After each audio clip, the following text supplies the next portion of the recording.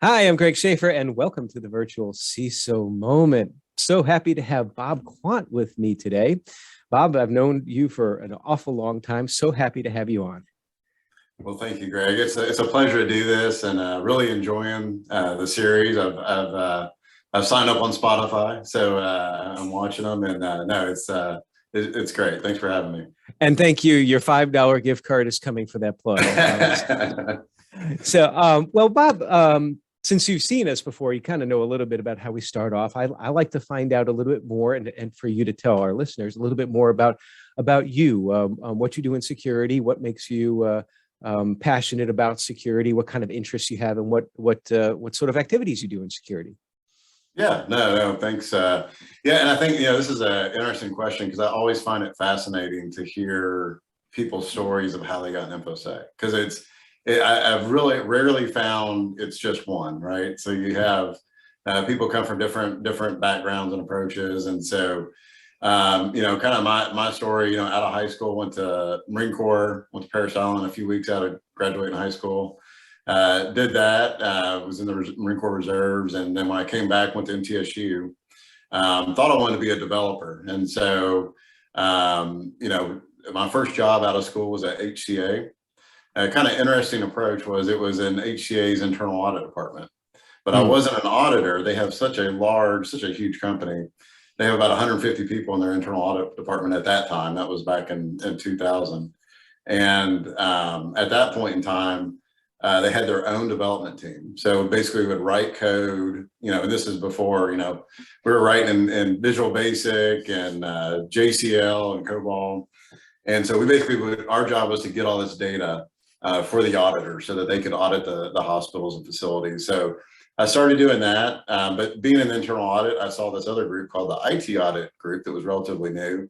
And I thought that was interesting. So I got an IT audit, and then from there kind of made my way over into the security side of things and started kind of auditing security areas and made my way eventually over to HCA security. So that's kind of how I went from, thinking I was going to write code to, getting into the security area.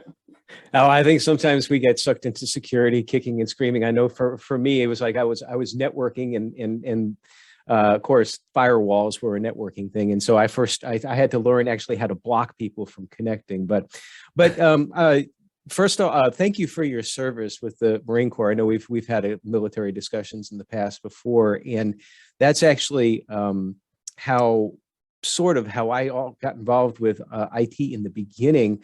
Where the guy who hired me, he was a former Parris Island drill instructor. Well, he might have had you, I don't know. That's right. But he said, if you can read a technical order, you can do this networking stuff. And so I've taken some of that lessons from the military as far as being able to understand written material and apply it, and also understanding chain of command and all of that. But I'm curious, from your perspective and your experience, is anything you learned in the Marine Corps that is translated well over into information security?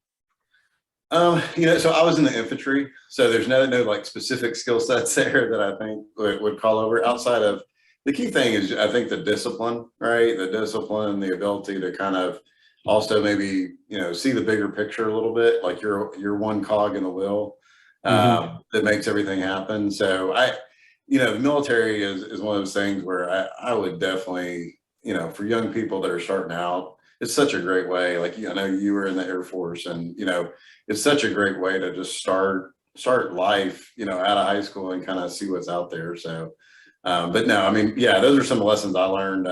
Unfortunately, I had, like I said, I never, outside of picking up a rifle, that was about all I did. I didn't know the Marine Corps. I came this close from earning whatever that extra ribbon was for sharpshooter or whatever in the Air Force, but really, I mean, my weapon was a grease gun because I was a mechanic. Well, as you know, we talk a lot about small and mid-sized businesses, and I know you work just as I do with small and mid-sized businesses, and there's obviously, we're recording this April 1st. No jokes about April Fool's Day. But in the world today, we have this Ukraine-Russia war going on right now, which of course is top on minds of all security professionals, and including small and mid-sized businesses. But I wonder, from your perspective, and maybe it's that, or maybe it's something else in general, but what are, what would you think is like the most significant threat or threats to small and mid-sized business security postures today? Yeah, and that's, it's one, you can't get away from the news, right? Everywhere, everybody's aware of, what's going on. I have a lot of my clients, I'm sure you do, that are always asking, hey, what's the latest on the Russian Ukraine, and are we, at risk? But, when you say like, what's the biggest threat to small, medium-sized businesses? I think the biggest one is lack of knowledge. They as far as just not knowing what the risks are and not knowing, you don't know what you don't know. And so when I go in, a lot of what I do, what I enjoy doing with small, medium-sized business is education. Just, okay, this is, these are some things that you can implement, like multi-factor authentication. It's relatively easy to implement. We've all been chirping that, for years, but it just goes a long way to protecting your organization. And so, I mean, I do think all those threats that are out there, you need to be knowledgeable. I mean, similar to like what we saw with Okta last week. I mean, there's so many, I think most of my client base uses Okta. So that was, okay, how is this impactful? What, trying to basically understand how that could impact them. You're going to have those scenarios. But to me, and again, I know I'm preaching the choir here to probably a lot of this group, but if you just get back to the basics, that's my biggest thing is, things like MFA, like Microsoft. We used to all talk bad about Microsoft, but Microsoft really has some great solutions now, like Windows Defender, that you can purchase for really not, significant cost to what, something like a CrowdStrike or something like that would cost. And again, CrowdStrike's a great product, but just maybe for a small company may not be the right solution. But yeah, that's kind of my thought is trying to educate small, medium-sized businesses on how can they take small incremental steps to improve their program. You're going to hear all the threats and things, and you got to be able to react to them to some degree, but you can also get lost in that. And if you get back to the basics, I think that's the key.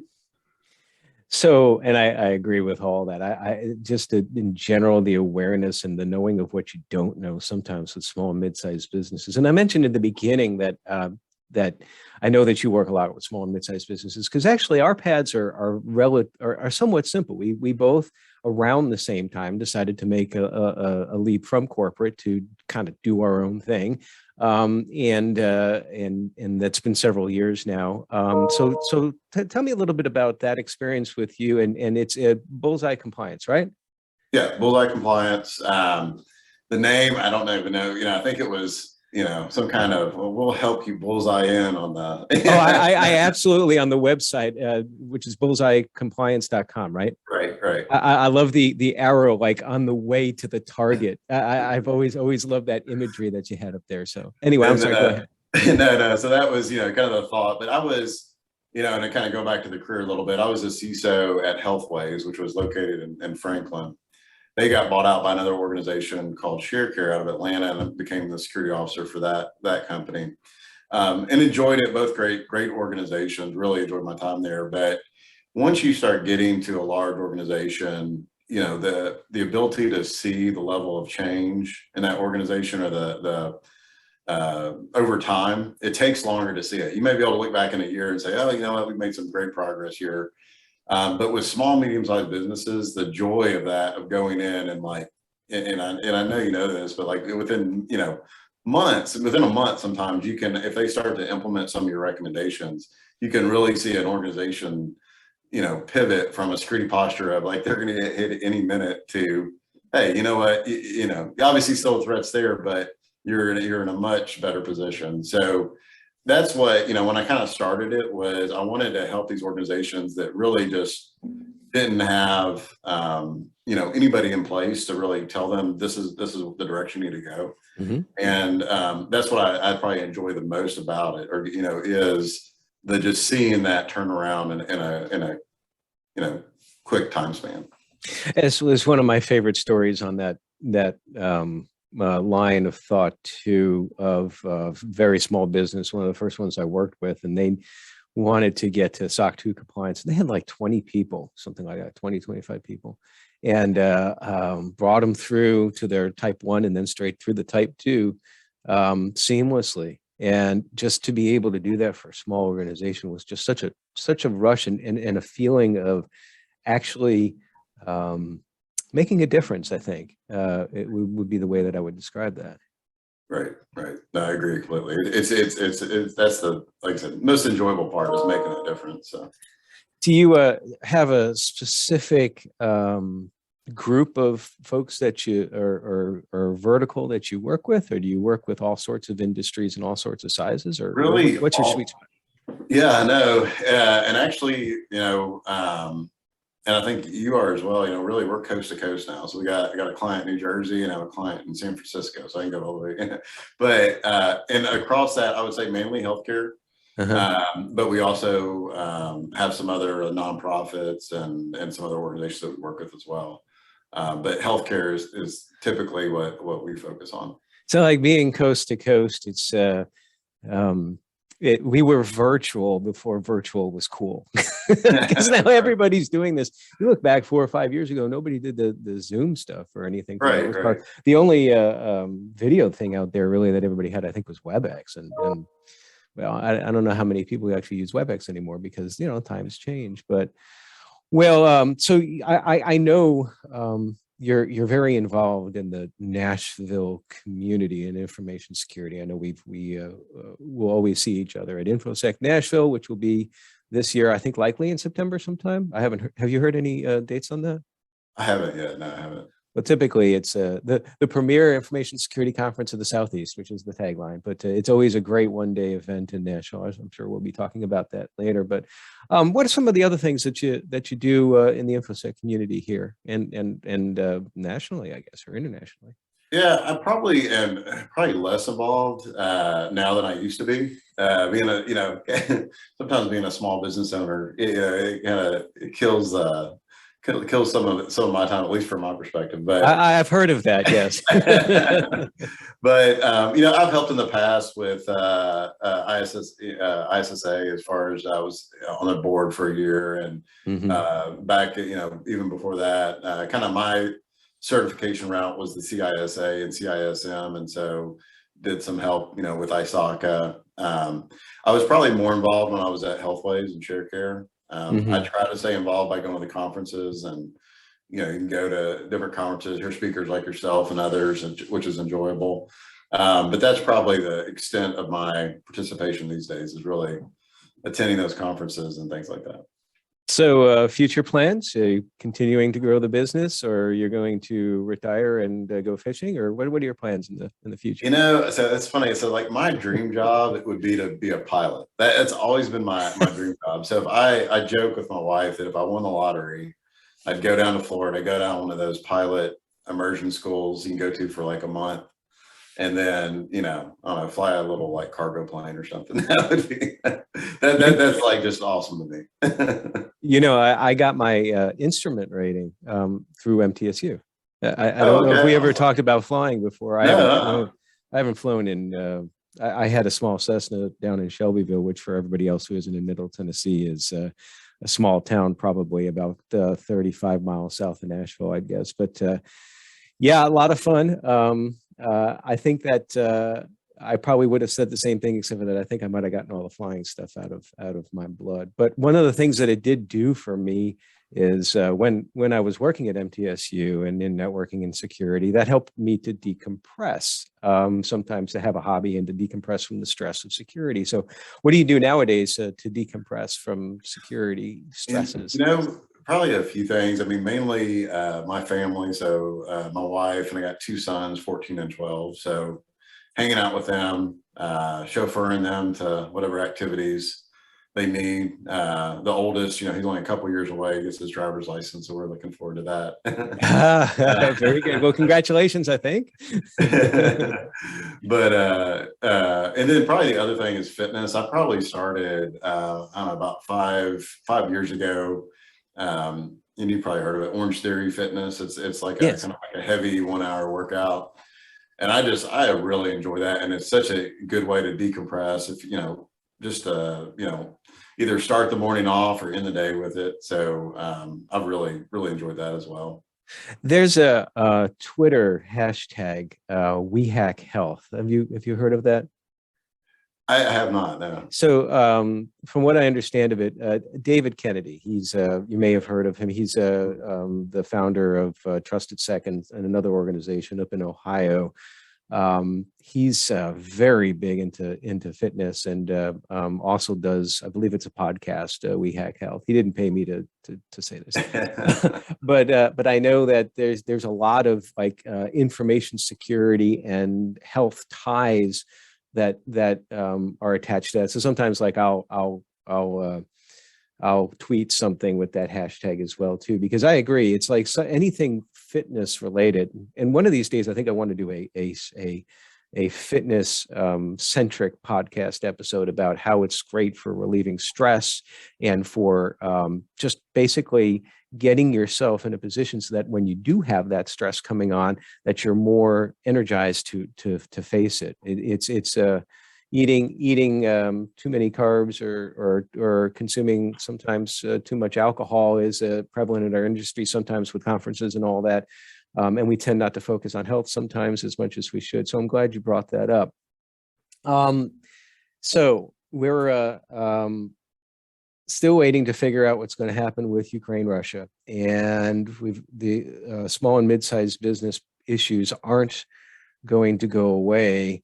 Do you see a bright point for small and mid-sized businesses as far as well, and let me say where I'm going with this, and you may agree with this as a bright point, or you may say no, that's not a bright point. I got a better idea, but I've seen in the work that we do that sometimes the gateway, if you will, to security is through some sort of compliance initiative. Like talked about the SOC 2 beforehand, but that then launches them to realize information security as a business enabler and almost like a competitive differentiator.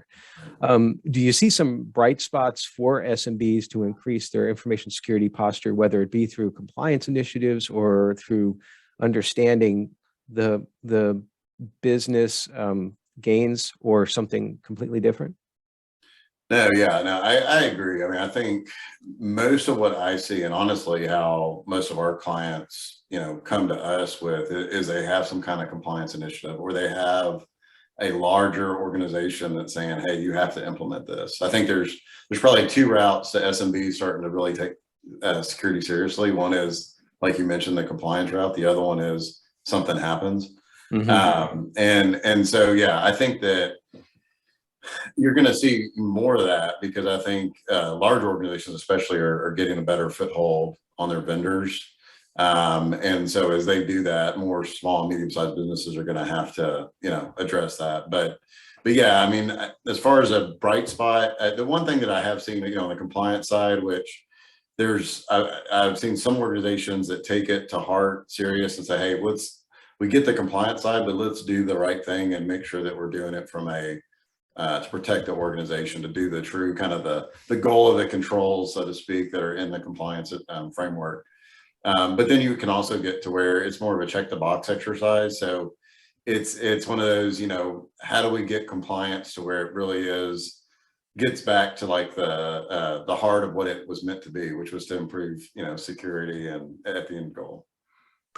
Well, and of course, as we say in information security, compliance doesn't equal security. So, which is sort of like one of our many mantras that we come up with in there. But definitely, if you have a strong security program, you're going to reach compliance as well too. And I've seen the same thing. I almost equate it sometimes as I don't like to use the term gateway drug, but that's kind of seems to be close to it. Well, listen, Bob, this has been a great catching up. Definitely want to do breakfast again sometime.